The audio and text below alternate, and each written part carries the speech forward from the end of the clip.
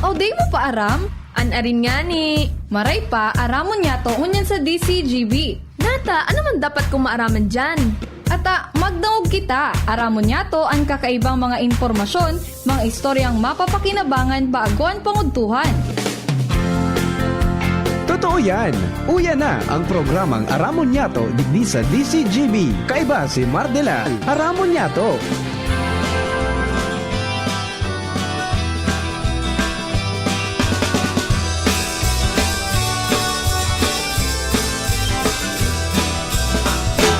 Kung kita nagmamaot, magkayon na palibot, dapat kitang makilabot.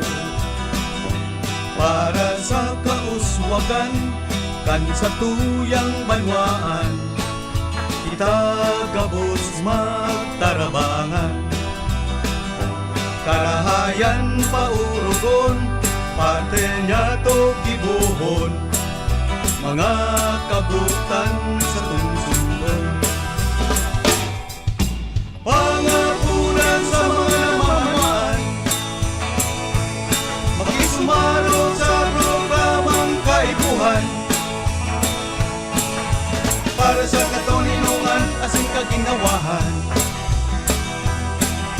Pangapunan sa namamayaw kan banwaan, ibunan serbisyong tunay na ilalauman, na mapapaginabangan kan kadaklan. Mga tugang, good morning po Luzon, Visayas, Mindanao. Welcome po sa programa. Aram mo niya itong unyang pong aldaw na ini, mga tugang ni Webes po ngunyan. Kaya duman po sa mga kababayan po niya to, mga tugang, na nagantabay sa sainda pong mga harong-harong sa inmang kamo sa mundo. Magkayon ng palibot, Sana po ay okay kamo, dapat kitang mga tugang. Asin siyempre sa mga kababayan tang nag-celebrate kasi ng birthday sa ngunyan. Happy birthday! Many returns of the day. More life, prosperity, and happiness. Ako po sa lingkod, Mardela, dahil ibang salit sa napirotihan. Diba na po kita hanggang 11 o'clock lang. Sa Webis po ngunyan, pag alas 11, papasok po yung ating friendship from DNR Regional Office number 5 para po sa programang Kapalibutan Tatamanon Ta, para ma-update kita ka mga programa kan DNR, may iraraman sa pangataman sa palibot, kasabi na po mga existing laws and regulations para po hindi tayo maipit, because sabi nga natin, ignorance of the law excuses no one. So magkantabay pirmi, hanggang alas 12 po yan, 11 to 12. Magriba dyan sina Ma'am Joanne and the company. Yan, Lado Technical, yan po dyan si Ronald Baldo. Yan man sa DCGB Social Media Department si Jerome Nico Martinez. Asin ang sa tuyang Cat College OGT. Sulungan niyan si Jasim Ariola. Surulohana nga niya, Surulohana. Ayan, Jasim Ariola kasama natin. And then sa newsroom, mga tugang, kasabay tayo dyan si Shara May Liron. Mayroong inaasikaso si Miss Jenny at saka si Ma'am Nicole. Diyan po sa newsroom. And then siyempre yan po yan pong interns from Bicol University, sina Mary Caril Caritero at saka si Princess Jennifer Vinson. Yan. And then sa iba pa na mga pag-ariba na to na Mega Force Patrol, yan po sa luwas. Sa pangenot ni Chief Jimmy Nasalita, yan po sa 3rd District. Nakatutok ka subago duman sa dahil masabutan ka ano nangyari po sa sarang opisina ng gobyerno. Basta kinordonan ng yelo, tapos nagrusok sa mga polis, walang dapat lumabas. Ano mo ito na nangyari doon? Abang pumapollow kaya? Siyempre si Pading Jomar Blinda po sa 1st District. Yaon man si Pading si partner Alar Mario dyan po sa City Hall. Asin si Baby Angel sa Regional Santeset, asin sa Legazpi 4th District. And kasabay tamaan mga tugang sa Daraga area, Joshua James Bino, Karen Ala po sa Kapitolyo Provincial. Siyempre with Henry Daboy Mata, ang mata ng DCGP sa kalsada, ang piloto po ng mobile. Kami po kabos, pinasaludar mga kababayan, minapamanasan ng magwang morning. Sana po ay okay ka mo kabos. Sa mga misis, kasar-kasan taon to na naman. Sarap-sarapan ng mga premiuhan. Sa mga kababayan tang may mga sadiri ng bikulo o planuhon ang dumanon. Kung kaya man sa ng lunada na sana. Taday na po ini maiwasan para gusto po ang pagitaas. Lalo lang kunya na sinarado po yung Strait of Hormuz. Di marayo ang sa inyo pong agihan ka mga barko. Natural, ipapatong po yan sa presyo. Rimati kita dyan. Ha? Nangyari ng kan 2022, pero mas malala ngunyan. Abangan na lang po ang mga nagkakapirapang mga impormasyon. Abangan po ang mga official announcement kan Department of Energy para po naman sa tamang presyo na dapat na ma-implementar next week. Kada kulong yung nagruluwasan kung ano-ano. Nung sa kwintada kan DOE kada kaagi na first first trading day para sa means of Platts Singapore, mga 7 pesos o 10 pesos ang pwedeng i-increase. Ang pinakalangkaw na ma-increase yung pong diesel at saka kerosene. And kasubago may niluwas man si Director Abad na posibleng umabot daw ng 90 pesos kada litro ang presyo kang gasolina buda kang diesel kapag dahil pa natapos ang kuso po mga tugang dumampo sa Iran. Ay nako. Alright, mga tugang, planonta na lang at saka tipid-tipid kita. Nga ni po na maging okay ang satuya po na buhay-buhay. Paano ta kaya na kita nakadepende sa mga imported na petrolyo, kaya ano man na paghiro sa merkado, international market, arugan may mga factors na nakakaapektar, arugang gera o kaya diresmintihan ka mga nasyones na may mga pigpo-proseso ng oil, apektado kita dyan, lalo na kung nagbaba pa o buminagsak ang balor kang piso. Yung trukis kang piso kontra dolyar, pag buminaba pa yan, lalo pag itang matitindi ang magiging problema. Di ba?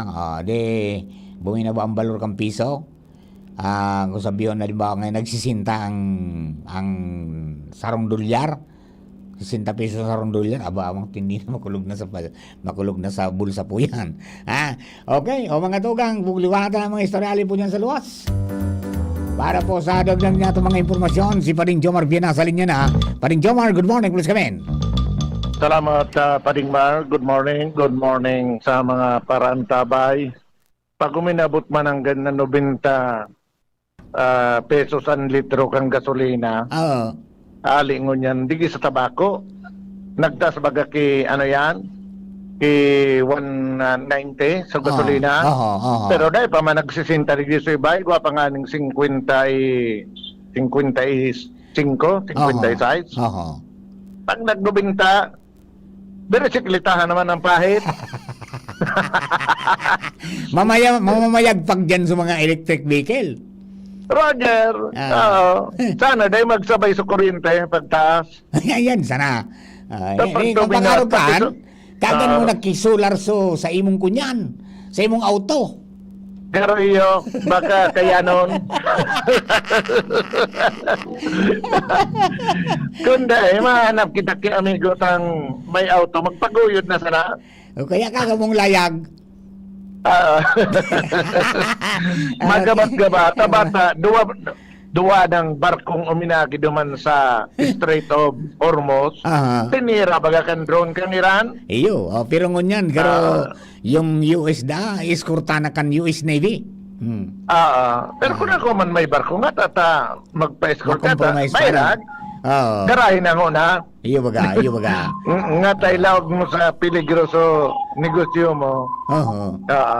Hanggang masiguro na nanggad kang US na kontrolado nila ang Strait of Hormuz. Iyan ang maray. Sana dahil magaloy kung dahil dako lang pagtiyos Iyo. ang butonta. Iyo.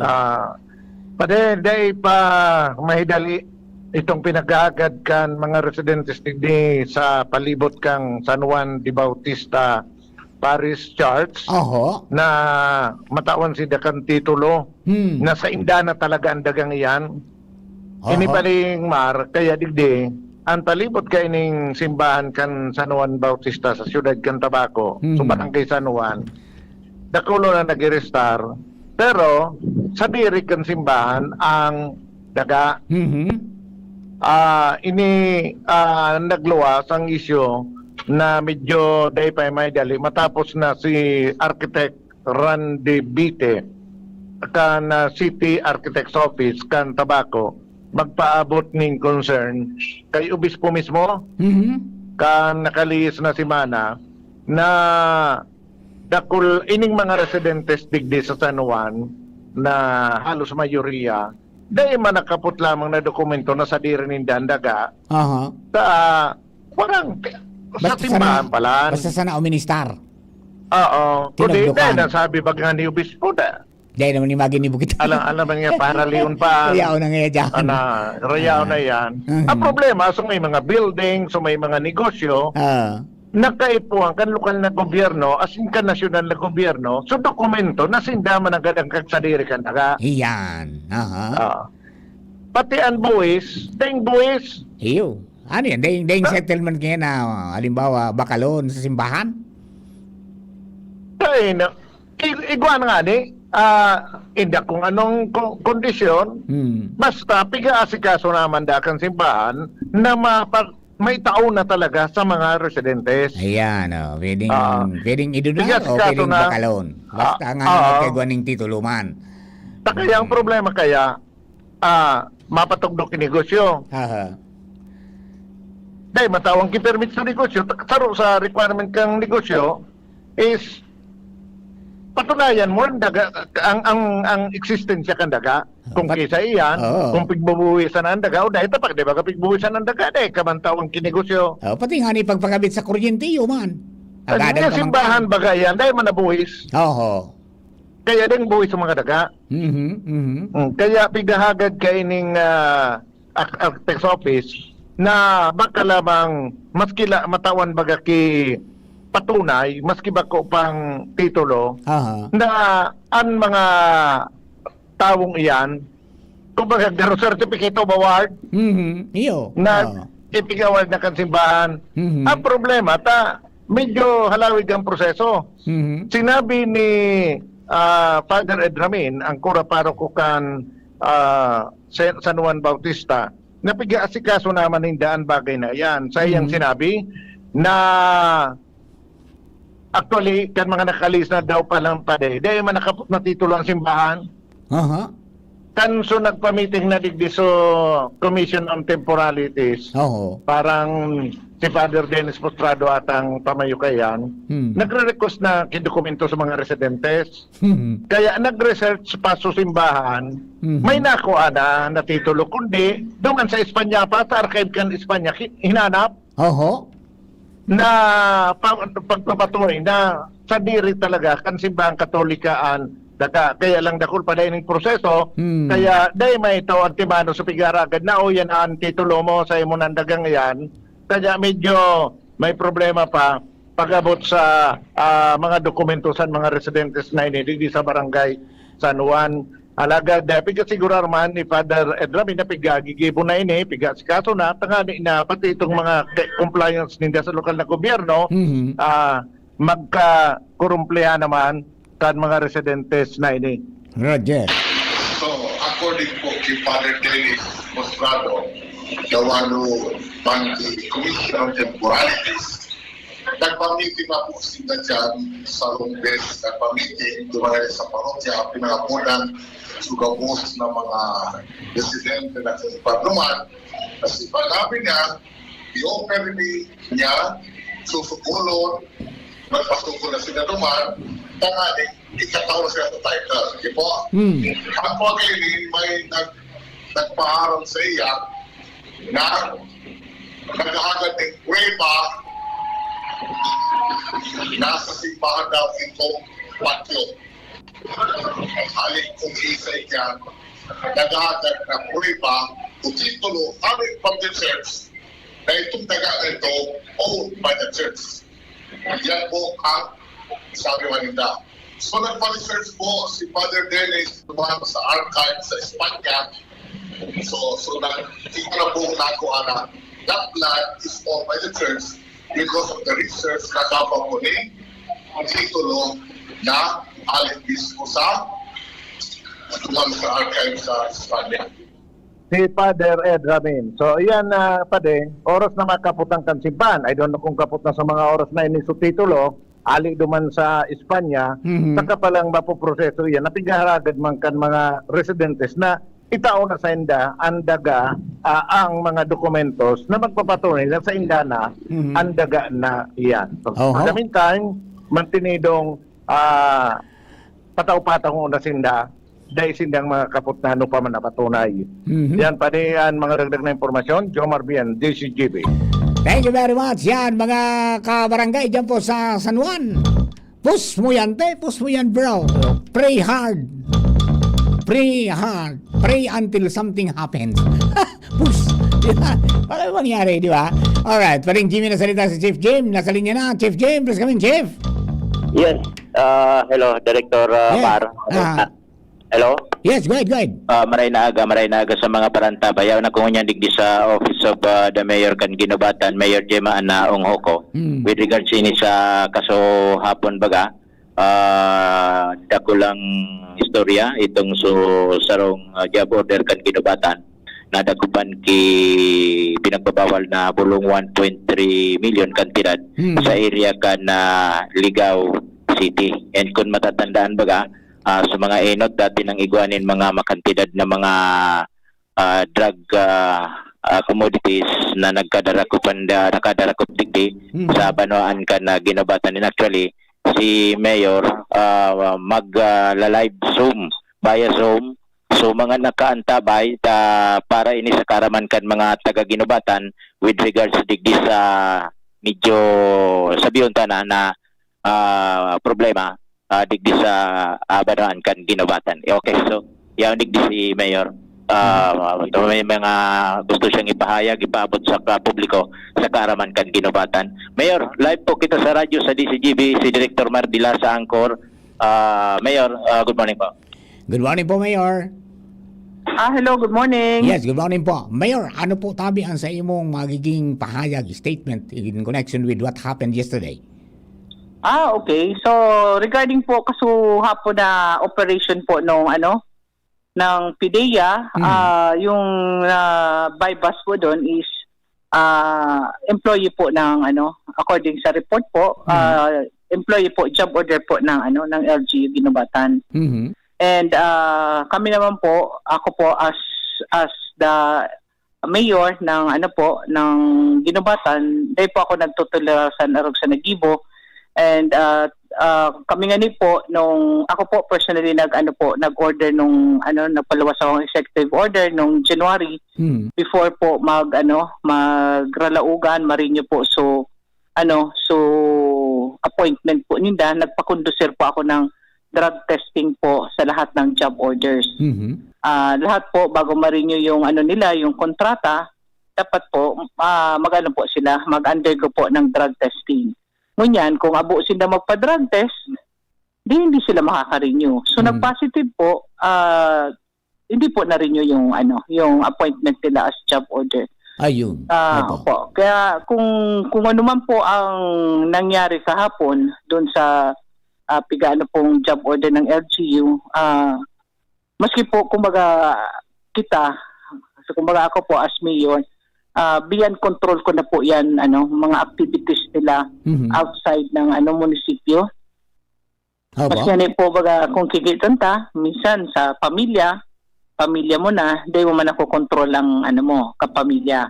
So likewise dito po sa sa munisipyo po dahil po ako nagtotolerar kaya sinabi ko na rin yan na pag ay po mga mangyayaring mga ganyan, kasi nga po mga traffic violation, pag sala, dahil po ako makonsintisan arugsan ng mga bagay po. Ayo po. Okay. So, with what happened, ano po ang sunod na lakdang kasatuya po na LGU para po sa labanan hindi po na mga proliferasyon kan illegal na droga?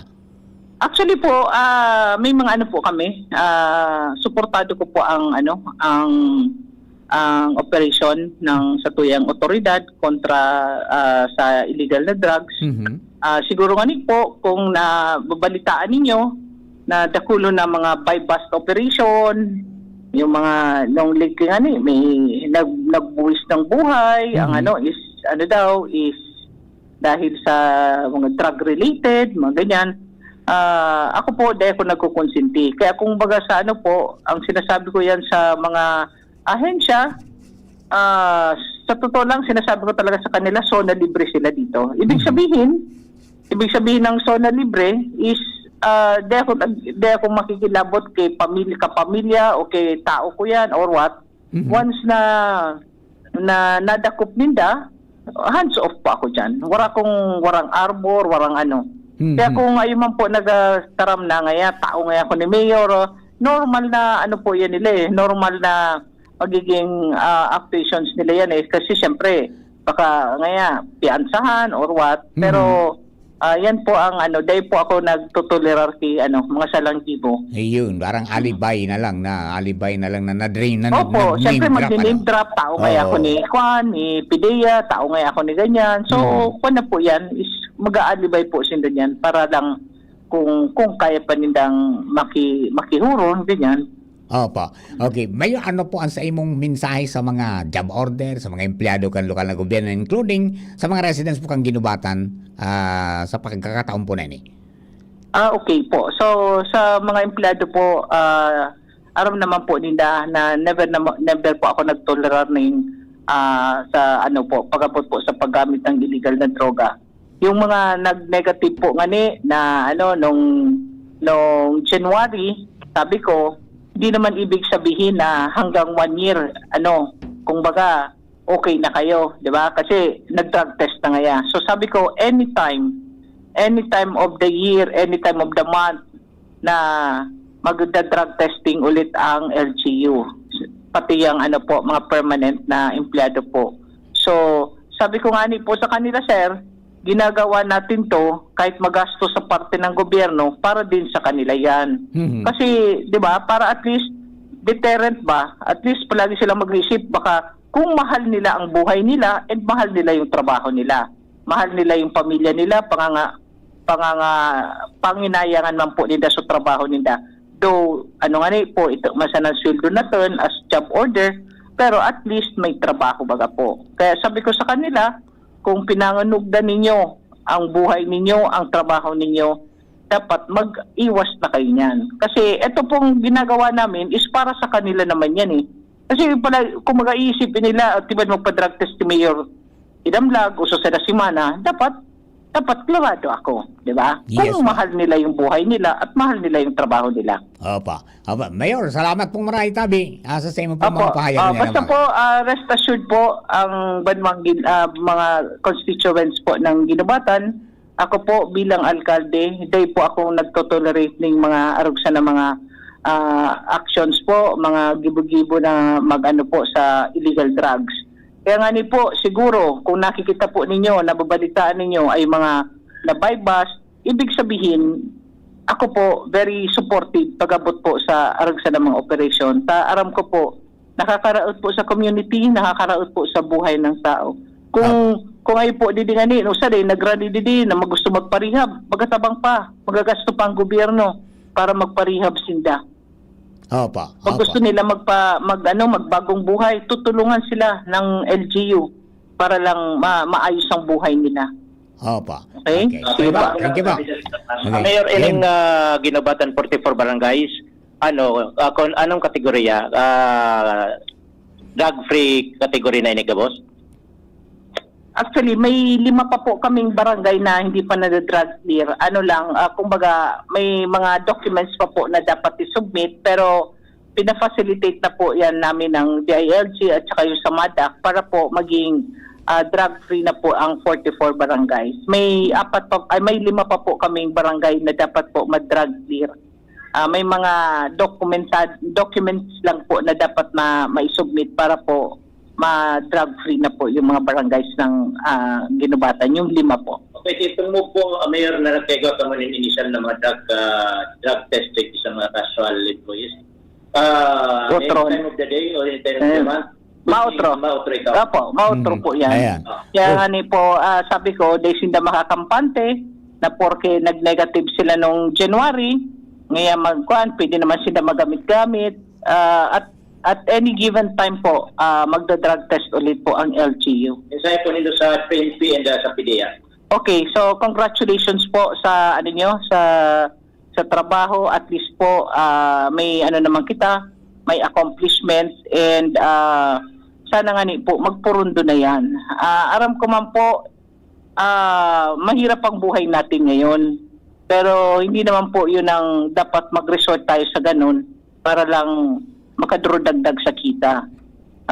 Di bali ng konti ang ano, ang pagbuhay-buhay na to, nandilin siya ta, basta sa tama sa ng ano, paagi, ayon sa batas. Kung mahirap man po yan na gusto mong may dali magkakwarta, pero arag man po saan, katimbang buhay yan. Okay? Okay po. Sige po. Sige Thank po. you. Thank you po. Okay, Okay Jim. po. Bye-bye.